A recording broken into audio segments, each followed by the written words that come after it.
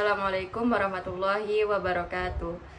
Baik, di sini saya Salsa Biljana dengan NIM 2211010100 dari kelas 2C Bahasa dan Sastra Arab, Fakultas Adab dan Humaniora, Universitas Islam Negeri Imam Bonjol Padang. Baik, video ini dibuat untuk memenuhi tugas akhir semester dari mata kuliah Islam dan Budaya Minangkabau yang diampu oleh Bapak Muhammad Nasir SSMA. Video ini membahas tentang pembaharuan Islam di Minangkabau. Pembaharuan Islam di Minangkabau terdapat dua gelombang. Gelombang pertama yakni Revolusi Padri dan gelombang kedua yakni konflik antara kaum muda dan kaum tua.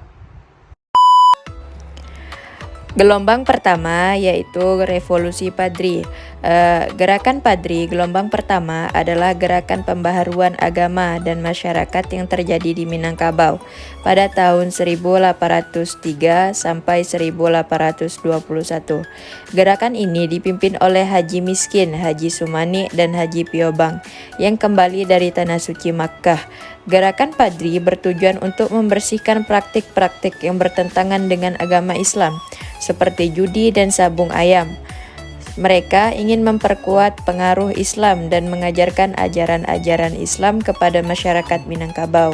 Gerakan ini juga dipengaruhi oleh gerakan Wahabi yang diajarkan oleh Muhammad ibnu Abdul Wahab. Gerakan Padri gelombang kedua terjadi sebagai akibat dari konflik antara kaum Padri dan kaum adat di Minangkabau. Kaum ini tidak hanya berbasis pada perbedaan ajaran agama, tetapi juga karena faktor politik. Kaum Padri menginginkan pengaruh agama Islam yang lebih kuat dan menggeser kekuasaan kaum adat yang selama ini memegang kendali kepemimpinan. Konflik ini berlanjut dalam Perang Padri yang terjadi antara tahun 1821 sampai 1837. Pada periode kedua Perang Padri, kaum adat bergabung dengan Belanda untuk melawan kaum Padri. Namun setelah Belanda menguasai daerah Minangkabau, kaum adat menyadari bahwa Belanda sebenarnya adalah musuh mereka. Dampak revolusi Padri terhadap adat Minangkabau adalah jatuhnya kerajaan Pagaruyung dan pengaruh Belanda yang semakin kuat di wilayah Sumatera Barat. Tuanku Imam Bonjol, pemimpin kaum Padri, ditangkap dan dibuang ke berbagai tempat di Jawa dan Sulawesi sebagai tahanan politik. Perang Padri juga menyebabkan banyak korban jiwa di antara kaum Padri dan kaum adat. Meskipun gerakan Padri tidak sepenuhnya berhasil dalam mencapai tujuannya, gerakan ini memberikan pengaruh yang signifikan terhadap perubahan sosial dan agama di Minangkabau. Gelombang kedua yaitu konflik antara kaum tua dan kaum muda di Minangkabau. Itu terjadi pada awal abad ke-20 dan berkaitan dengan tema modernisasi. Konflik ini melibatkan perbedaan pemikiran dan tindakan keagamaan serta modernisasi adat Minangkabau. Kaum tua yang merupakan kelompok tradisionalis mempertahankan praktik-praktik lama dan mengutamakan taklid atau mengikuti secara konservatif. Mereka cenderung mempertahankan praktik-praktik adat yang telah lama ada dalam masyarakat. Di sisi lain, kaum muda yang merupakan kelompok pembaharu memiliki pemikiran modern dan progresif.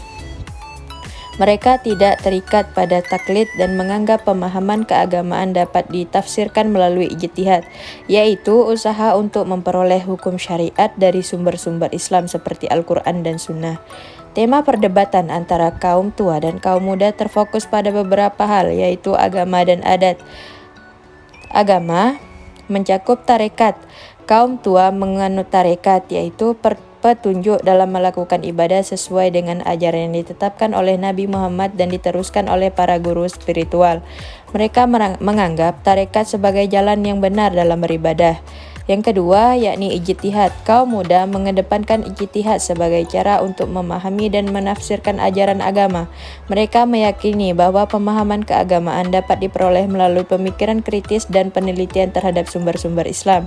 Yang ketiga yakni keharusan bermazhab, yaitu kaum tua menganggap penting untuk mengikuti salah satu dari 4 mazhab, Hanafi, Maliki, Syafi'i, dan Hambali. Dalam Ahlus Sunnah wal Jamaah, mereka menganggap ulama-ulama mazhab sebagai otoritas dalam penekunan kerukunan hukum Islam. Sementara itu, kaum muda memiliki pandangan yang lebih fleksibel dan lebih terbuka terhadap berbagai interpretasi agama. Yang kedua, yakni adat. Konflik antara adat dan Islam muncul karena perbedaan sistem kekeluargaan. Adat Minangkabau menganut sistem nasab ibu, sedangkan Islam menganut sistem persanakan nasab bapa. Perbedaan ini menyebabkan konflik dalam masalah keluarga, seperti sistem perkawinan, tempat tinggal, hubungan kekeluargaan, pewarisan, dan sebagainya. Meskipun terjadi konflik seiring berjalannya waktu, terjadi penyesuaian dan toleransi antara adat dan Islam dan dalam bidang-bidang tertentu. Perdebatan antara kaum tua dan kaum muda pada saat itu memunculkan upaya untuk memurnikan adat dan mencapai kesepakatan antara kedua belah pihak. Pemimpin pembaharu seperti Datuk Sultan Maharaja berupaya membersihkan adat dari pengaruh keluarga regen di Padang dan membentuk organisasi syarikat adat alam. Mungkin cukup sekian yang dapat saya sampaikan. Endelas IC, wassalamualaikum warahmatullahi wabarakatuh.